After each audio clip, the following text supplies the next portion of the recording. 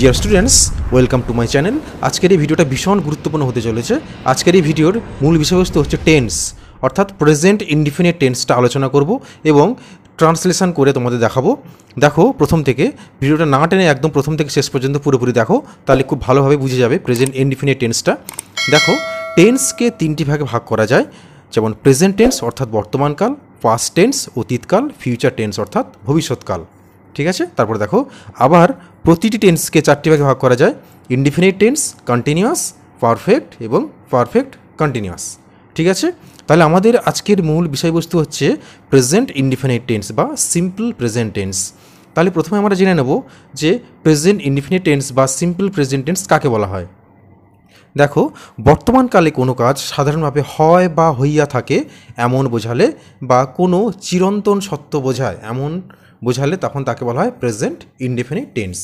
ঠিক আছে, এবার এর গঠন বা নিয়মটা দেখে নাও। সাবজেক্ট থাকবে, তারপরে ভার্বের প্রেজেন্ট ফর্ম থাকবে, তারপর আর কি থাকবে, অবজেক্ট। ঠিক আছে, তারপরে দেখো উদাহরণ দেখে নাও। দেখো, the sun sets in the west, সূর্য পশ্চিম দিকে অস্ত যায়, এটাকে বলা হচ্ছে ইউনিভার্সাল ট্রুথ অর্থাৎ চিরন্তন সত্য। তাহলে এটাকে কি বলা হচ্ছে, ইউনিভার্সাল ট্রুথ অর্থাৎ চিরন্তন সত্য। তারপর দুয়ে থেকে দেখো, Jawaharlal Nehru is the prime minister of India, এটাকে কি বলা হচ্ছে, হিস্টোরিক্যাল ট্রুথ অর্থাৎ ঐতিহাসিক সত্য।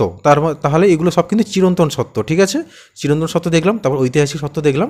তারপর কি দেখো তিনের দাগে, my father gets early in the morning, এটা হচ্ছে হ্যাবিচুয়াল ট্রুথ অর্থাৎ অভ্যাসগত সত্য। ঠিক আছে, তারপরে দেখে নাও চারে, my father is going to retire next week, এটা হচ্ছে present tense for near future অর্থাৎ নিকট ভবিষ্যৎ অর্থে বর্তমানকাল।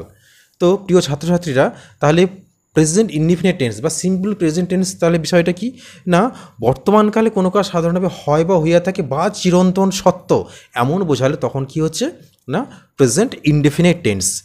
তারপরে দেখো, সিম্পল প্রেজেন্ট টেন্সের নেগেটিভ সেন্টেন্সে অনুবাদ করতে হলে মূল ভার্বের আগে ডু নট বসবে, যদি সাবজেক্টটি থার্ড পার্সন সিঙ্গুলার নাম্বার হয় তবে ডাজ নট বসবে। দেখো এখানে আইটা কি, আই হচ্ছে ফার্স্ট পার্সন, তাই জন্য ডু নট বসেছে, হিটা যেহেতু থার্ড পার্সন তাই জন্য হচ্ছে ডাজ নট বসেছে। ঠিক আছে, তারপরে দেখো, সিম্পল প্রেজেন্ট টেন্সে ইন্টারোগেটিভ সেন্টেন্সে অনুবাদ করতে হলে ডু অথবা ডাজ বসবে, তারপর সাবজেক্ট ও ভার্ব বসবে। দেখো এখানে প্রথমে ডু বসেছে, তারপরে ডাজ বসেছে। ঠিক আছে, তো এই ছিল তোমাদের প্রেজেন্ট ইনডিফিনিট টেন্স। তো এটা দেখো, এটা হচ্ছে ইন্টারোগেটিভ সেন্টেন্স আর এটা হচ্ছে নেগেটিভ ইন্টারোগেটিভ। ঠিক আছে, তো প্রিয় ছাত্রছাত্রীরা, আশা করছি তোমরা প্রেজেন্ট ইনডিফিনিট টেন্স সম্পর্কে মোটামুটি একটা ক্লিয়ারলি ধারণা পেলে। তাহলে আমরা কি শিখলাম যে প্রেজেন্ট ইনডিফিনিট জিনিসটা কি না, বর্তমানকালে কোনো কাজ সাধারণভাবে হয় বা হইয়া থাকে বা চিরন্তন সত্য এমন বোঝালে তখন তাকে বলা হচ্ছে প্রেজেন্ট ইনডিফিনিট টেন্স। এবং একটা সেন্টেন্সকে কিভাবে, মানে একটা অ্যাসার্টিভ সেন্টেন্সকে কীভাবে ইন্টারোগেটিভ করতে হয়, তো এগুলো হচ্ছে তোমাদের পরবর্তী ভিডিওতে আমি জানাবো। তো যেহেতু ভিডিওটা আমি শুধুমাত্র প্রেজেন্ট ইনডিফিনিট টেন্সের জন্যই করেছি, তো আমরা দেখে নেব এবার প্রেজেন্ট ইনডিফিনিট টেন্সের কয়েকটা ট্রান্সলেশন। দেখো কয়েকটা ট্রান্সলেশন দেখে নাও। সে ব্যস্ত, তাহলে হি ইজ বিজি। দেখো এখানে যে বাক্যটা রয়েছে সে ব্যস্ত, আমরা কি জানি যে প্রেজেন্ট ইনডিফিনিটের নিয়ম কী ছিল না, সাবজেক্ট প্লাস ভার্বের প্রেজেন্ট ফর্ম প্লাস অবজেক্ট, তাই তো। তাহলে সাবজেক্ট রয়েছে এখানে, দেখো ইজ অর্থাৎ এখানে বি ভার্ব বসেছে। তাহলে এখানে দেখো বি ভার্ব বসতে পারে বা হ্যাভ ভার্ব অর্থাৎ অ্যাম ইজ আর বা হ্যাভ হ্যাজ ইত্যাদি বসতে পারে, ডু ডাস এগুলো বসতে পারে ভার্ব হিসেবে। তাই জন্য এখানে দেখো বি ভার্ব ইজ বসেছে। তারপরে দেখে নাও দুয়ের দাগে, রেখা বাংলা জানে না। আচ্ছা, এটা দুয়ের দাগে, আমি চা পছন্দ করি না, তাহলে আই ডু নট লাইক টি।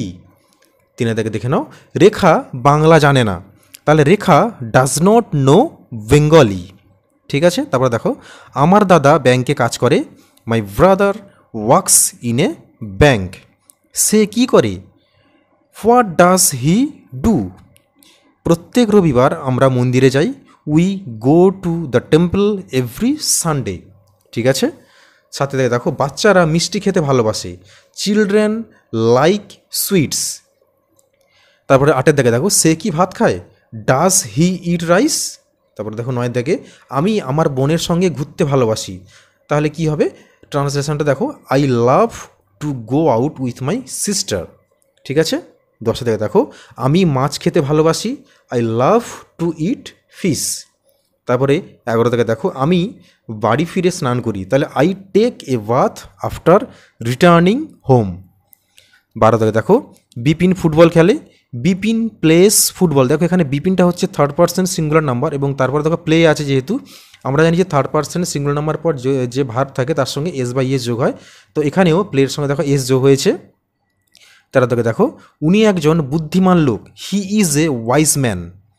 14 থেকে দেখো, প্রত্যেক রবিবার আমাদের বাড়িতে পুজো হয়, a prayer is performed in our house every Sunday.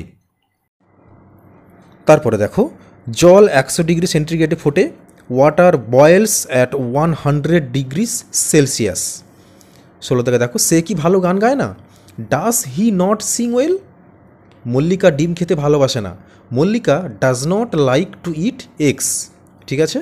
তারপর, তুমি কি কলেজে যাও, do you go to college, লাস্টে জিজ্ঞাসা চিহ্ন। বিবেক আমার বাড়ির পাশে থাকে, Bibek lives next to my house.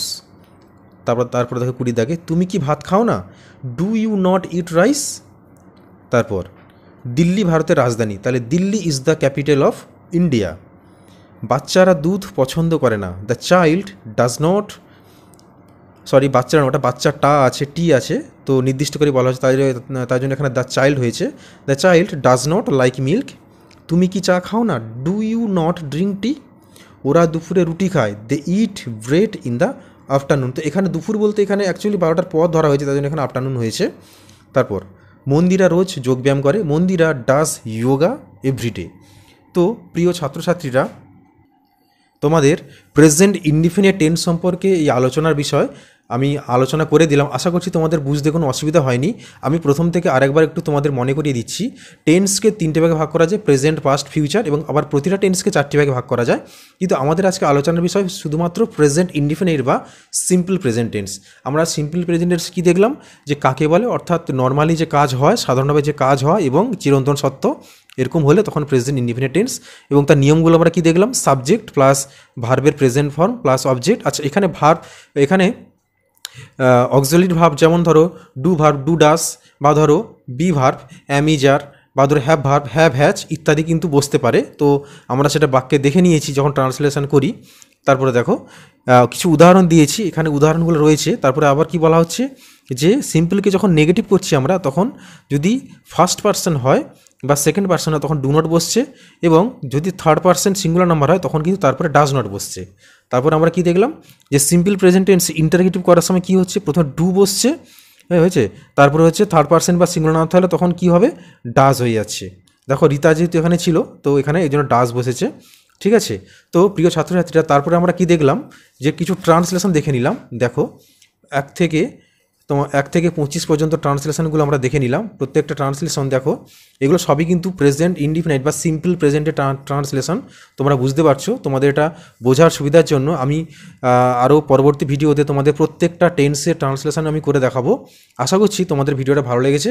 যদি ভিডিওটা ভালো লেগে থাকে তাহলে অবশ্যই একটা লাইক করে দাও, এবং যদি চ্যানেলে নতুন হও তাহলে অবশ্যই সাবস্ক্রাইব করে রাখো, কারণ এরপরে আসবো পরবর্তী টেন্সগুলো নিয়ে এবং প্রত্যেকটা ট্রান্সলেশন করিয়ে দেবো। তোমাদের আশা করছি অনেক উপকার হবে।